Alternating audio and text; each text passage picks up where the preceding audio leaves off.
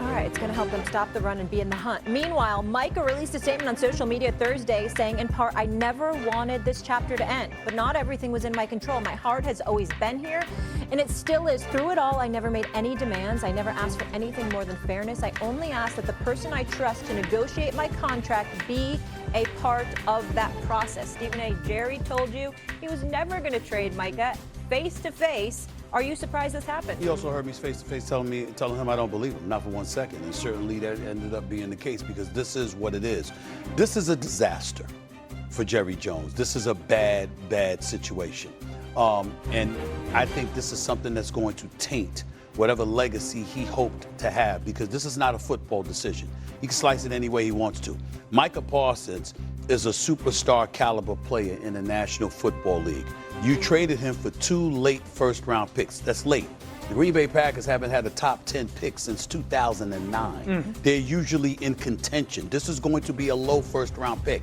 You made them younger. You made them better defensively, okay? So you take those things into consideration, and they're within the NFC conference. You know what? If you're going to trade Micah Parsons, trade him out of the conference or trade him to somebody like New Orleans or somebody like that. You don't trade him to a Green Bay Packers team, who, by the way, is the last team to whip your ass in the playoffs. When you were in the playoffs, the people that bust your tail was the Green Bay Packers. And so the reason why this is kind of something, Cam and Dio, that's going to taint Jerry Jones is because in the end, we're all looking at it and we know this is not purely a football decision. 2 first-round picks and Kenny Clark, a defensive tackle who had a down year last year, does not equate to a superstar at age 26 that is Micah Parsons. By the way, Clark is 3 years older. It doesn't equate to that. If you had made this deal in March and opened the floodgates to everybody, then there's no question that you would have had a better deal offered to you than the deal that you just agreed to. Last year with CeeDee Lamb, when you waited till August to sign him, you cost yourself like $64 million. $64 million in space that you could have utilized to get additional talent on the squad. So you waiting and waiting and waiting, that's not new to us. That's bad, but it's not new to us. What's new to us is that this was clearly not for football reasons. This was because you thought you had a handshake agreement with a young man that was basically pleading with you, talk to my representation, and you ignored him. And by the way, it's the same agent you're going to have to deal with when it comes to George Pickens if you want to re-sign him, assuming he plays lights out and he's somebody you want to keep on your roster because he's got the same agent as Micah Parsons. All of these things that you take into consideration for Jerry Jones to make this move, I mean, for me personally, doesn't bother me. This is going to give me more stuff to laugh about. But on this particular morning, I don't like to see Jerry put himself in this kind of position. It looks very, very bad. This is not a good day for the Dallas Cowboys at all. Cam, I want to kick it to you. Are you surprised?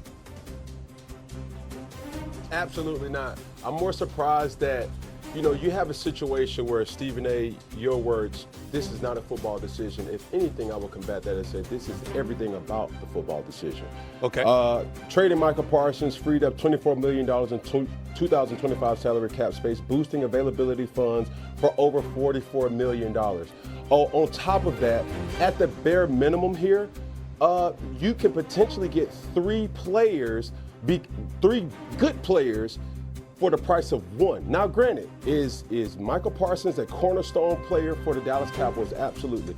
Being able to garner 52.5 sacks over a 4-year span, unheard of, exceptional. But when you're saying price to value, Jerry Jones has identified and said this: what somebody was willing to pay a person, I was not willing to pay. In order for you to get the person that is still up on the contract for the Dallas Cowboys, you're going to have to pay top dollar, which the Green Bay Packers did. When I'm looking at this whole situation, I'm saying, hey, is this an emotional impact to the locker room? Yes.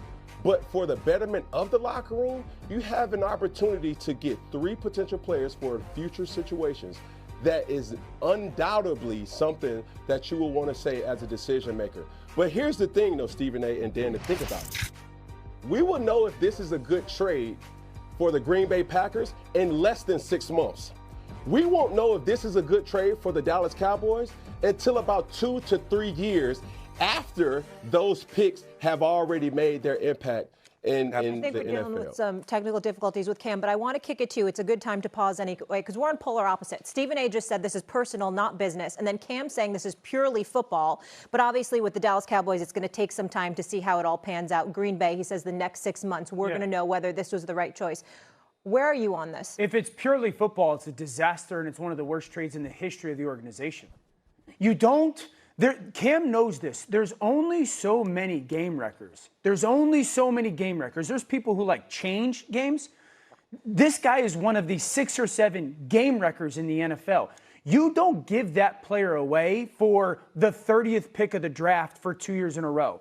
And while I agree with Cam, we're going to know with Green Bay, because Green Bay unquestionably is the team now most equipped to beat the Eagles. They should be in the NFC Championship game.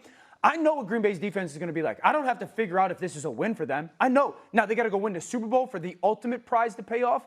But there's no way that if you're the Dallas Cowboys, you're better. There's no way you're better as a football team. There's no way that you're better in a locker room.